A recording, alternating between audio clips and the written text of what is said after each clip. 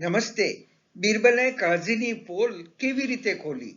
અકબર બિરબલની એક નાની વાર્તા. એક વખત બાદશાહ અકબર દરબારમાં તેમના દરબારીઓ સાથે કોઈ મુદ્દા પર ચર્ચા કરી રહ્યા હતા. તે જ સમયે એક ખેડૂત તેની ફરિયાદ લઈને આવ્યો અને વિનંતી કરી કહ્યું, જહાંપનાહ, કૃપા કરીને મને ન્યાય આપો, મને ન્યાય જોઈએ છે. આ સાંભળીને બાદશાહ અકબરે પૂછ્યું, શું થયું? બોલો. ખેડૂતે કહ્યું, જહાંપનાહ, હું એક ગરીબ ખેડૂત છું. મારી પત્નીએ તીર્થયાત્રા પર જવાનો આગ્રહ રાખ્યો હતો, તેથી અમે જવાનું નક્કી કર્યું. મેં ઘણા વર્ષોથી સખત મહેનત કરીને કેટલાક સોનાના સિક્કા બચાવ્યા હતા. હવે હું આ સોનાના સિક્કા બંધ ઘરમાં મૂકીને જાઉં તો ચોરાઈ જાય. મારા ઘરની નજીક એક કાઝી સાહેબ રહે છે. મેં તેમને આ વિશે કહ્યું ત્યારે તેમણે કહ્યું કે તેઓ સોનાના સિક્કા પોતાના ઘરમાં સાચવી રાખશે અને અમે ફરીને આવીએ ત્યારે મને પરત કરી દેશે. તેથી મેં બધા સિક્કા એક થેલીમાં મૂકીને તેમને આપ્યા. સાવચેતી તરીકે કાઝી સાહેબે મને થેલી સીવીને સીલ કરવાનું કહ્યું. એ પ્રમાણે જહાંપનાહ, મેં થેલી સીવીને સીલ કરી, તેમને આપી અને અમે યાત્રાએ નીકળી ગયા.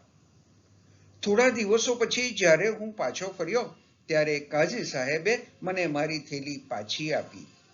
મેં થેલી ઘરે લઈ જઈને ખોલી તો તેમાં સોનાના સિક્કાઓને બદલે પથ્થરો હતા.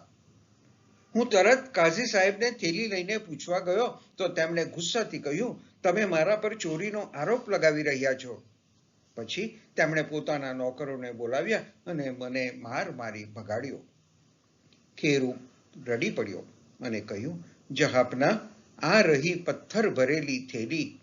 મારી પાસે ફક્ત તે સોનાના સિક્કા જ હતા. કૃપા કરીને મને ન્યાય આપો. ખેડૂતની વાત સાંભળીને બાદશાહ અકબરે બિરબલને આ મામલો ઉકેલવાનો આદેશ આપ્યો.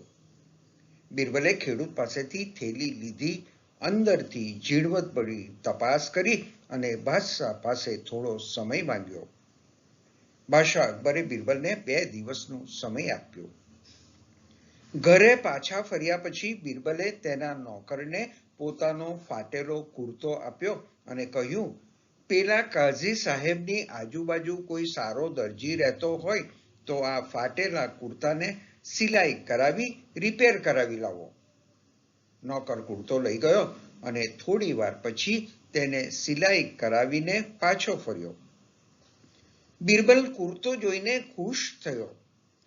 કુર્તાને એવી રીતે સાંધવામાં આવ્યો હતો જાણે તે ફાટ્યો જ ન હોય એવું લાગતું હતું.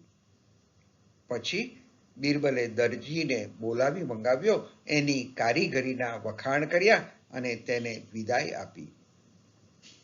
બીજા દિવસે બિરબલ દરબારમાં પહોંચ્યો અને સૈનિકને કાઝી અને ખેડૂત બંનેને દરબારમાં લાવવાનો આદેશ આપ્યો. થોડી વાર પછી સૈનિક કાઝી અને ખેડૂતને પોતાની સાથે લાવ્યો. પછી બિરબલે કાઝીને સત્ય જણાવવા કહ્યું તો કાઝી પોતે જ સાચો છે એમ કહેવા લાગ્યો. પછી બિરબલે દરજીને દરબારમાં બોલાવ્યો તો કાઝી થોડો ગભરાયો. બિરબલે દરજીને પૂછ્યું, શું આ કાઝીએ થોડા દિવસ પહેલા તમને સીવવા માટે કંઈ આપ્યું હતું? દરજીએ જવાબ આપ્યો, થોડા દિવસ પહેલા મેં તેમની એક સિક્કાની થેલી સાંધી આપી હતી.